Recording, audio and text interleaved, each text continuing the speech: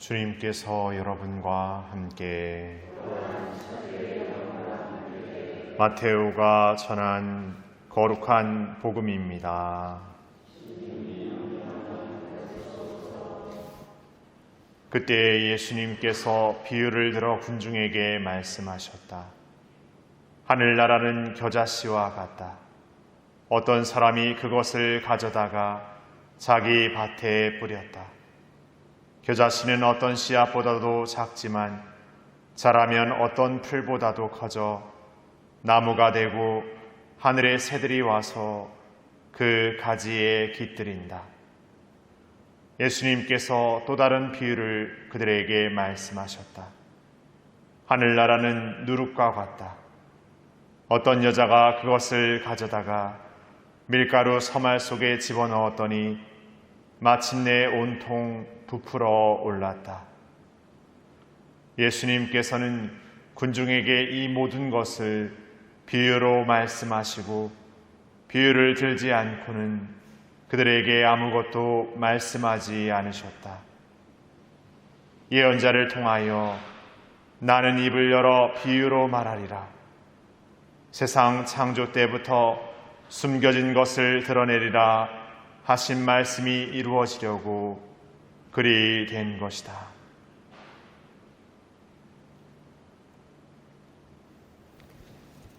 주님의 말씀입니다.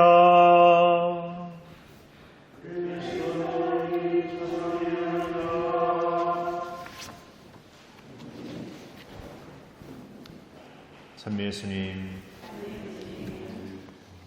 비보다 바람이 밤새 이렇게 많이 불었던 밤이었습니다. 안녕히 주무셨습니까? 네. 비가, 바람이 우리의 잠을 방해할 수는 없죠. 그러나 뭐가 방해하죠? 때론 커피가 우리의 잠을 방해할 때가 있습니다. 아침이어서 이런 심심한 농담은 별로 통하지 않는 것 같습니다. 예. 우리가 이렇게 삶에서 우리의 여러 가지 오감을 이렇게 지니고 있지만 그 중에서 이렇게 보이는 것은 굉장히 중요한 기능 중에 하나입니다. 시각이라는 것.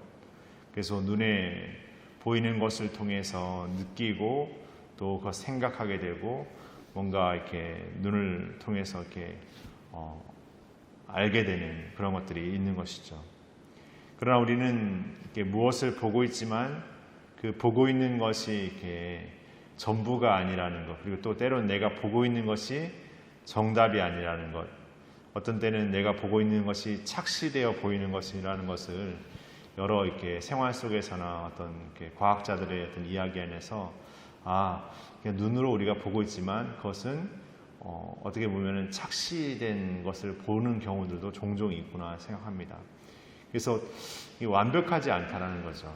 근데 우리는 실수하게 되는 것이 그 완벽하지 않은 것으로 완벽한 것을 생각하고 그 완벽한 것을 잣대로 해서 서로에게 들이밀게 되면서 뭔가 나는 이렇게 잘 알고 있고 뭔가 내가 경험한 것은 내가 진짜 경험했으니까 진짜고 이런 어떤 나름대로 논리가 거기에 덧붙여지면서 서로 관계하는 안에서 나름대로 이렇게 서로의 생각에 대한 어떤 존중과 끊임없는 어떤 이렇게 열림이 아니라 나의 어떤 기준점과 한계를 가지고 상대와 이렇게 뭔가 이렇게 타협하는 혹은 뭔가 이렇게 맞춰보려는 어떤 그런 마음이 있습니다.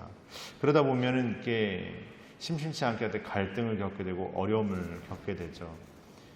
그러나 우리가 삶을 살아가면서 이렇게 보이는 것이 전부가 아닌 것처럼 삶에서 보이지 않지만 우리를 진정 살아있게 하는 게 있습니다. 바람이 많이 불어서 우리가 뭔가 그 바람의 움직임을 이렇게 알 수 있는 것처럼 우리가 삶을 살아가기 위해서 가장 필요하고도 없어서는 안 되는 것은 공기죠.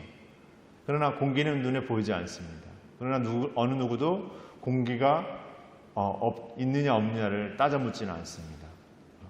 응당당연히 있기 때문에 우리가 숨을 쉴 수 있기 때문에 그것을 통해 살아갈 수 있다고 생각하죠. 그리고 공기가 있음에 이렇게 감사하다. 아, 공기가 있어서 너무 좋다. 이렇게 생각하지 않습니다. 너무나 당연하게 생각하죠. 이렇게 생각해본다 우리가 신앙생활 안에서 생각해보고 싶습니다. 신앙생활에서 공기는 무엇일까?